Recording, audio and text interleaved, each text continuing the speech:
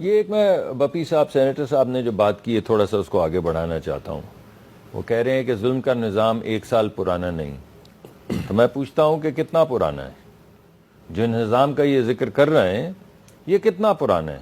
ان نے کہا کہ یہ نظام جو ہے اس پہ اعتماد کون کر سکتا ہے؟ تو میں نے کہا وہی کر سکتا ہے جس نے اس وقت جشن منایا تھا کہ نواز شریف کو اپنے بیٹے سے تنخواہ نہ لینے کے اوپر ہمیشہ کے لیے تا حیات ان کو ڈسکوالیفائی کر دیا گیا. وہی نظام ہے بھائی, وہی نظام ہے جس میں مریم نواز صاحبہ کو ان کے وکیل کا ایک فونٹ جو اویلیبل تھا لیکن کمرشلی انٹروڈیوس نہیں ہوا تھا مائکروسافٹ کے اندر, اس وکیل کے ڈاؤن لوڈ کرنے کو پر 9 سال سزا دی تھی. وہی نظام ہے. جو لوگ اس پہ اعتماد کر رہے تھے وہی لوگ ہیں.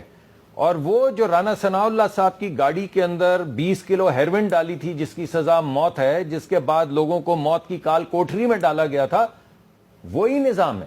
وہ پرانا نظام ہے. یا جس دن جشن منایا گیا تھا 27 سال قید دی گئی تھی وہ ایفیڈرن کے کیس میں, الیکشن سے 5 دن پہلے وہ کیا نام ہے اپنے عباسی صاحب کو, حنیف عباسی صاحب کو, وہی نظام ہے.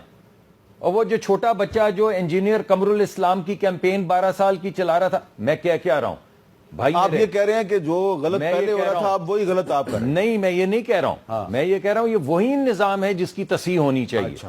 لیکن آج ایسا کرنا کہ یہ 1 سال پرانا نظام جو اب تک چل رہا ہے, نہیں, ایسا نہیں ہے. یہ اس وقت کا نظام ہے جب آپ حکمران تھے جو آج تک چل رہا ہے, اور اس کو رکنا چاہیے. اور 6 خط جو آئے ہیں, جس ایگزیکٹو کا آپ نے ذکر کیا خط کا کہ جی ایگزیکٹو کے اوپر ہی تو الزام ہے, وہ جسٹس صدیقی صاحب کا کیس ہے.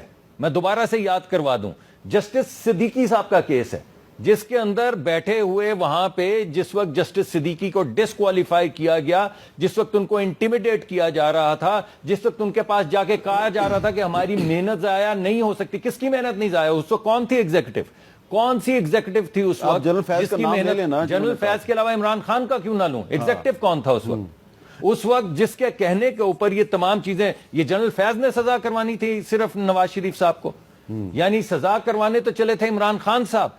یہ جیلوں کے اندر جو کیمرے لگانے تھے, جو جیلوں کے اندر سے پنکھے ہٹانے تھے, جو جیلوں کے اندر سے کولر ہٹانے تھے. صحیح کہہ رہے ہیں, لیکن عمران خان کو تو سزا مل گئی, لیکن جنرل فیض کو تو کسی نے ہاتھ بھی نہیں لگایا. یہ سب چل رہا ہے, ہاتھ بھی نہیں لگایا کسی نے. میں نے تو آپ کو بتایا ہے کہ ہماری پارٹی کی لیڈرشپ تو نام ہر مرحلے پہ لے چکی ہے, اور اب یہ کیس سامنے بھی آ چکا ہے. جسٹس صدیقی کا کیس سامنے آیا ہے.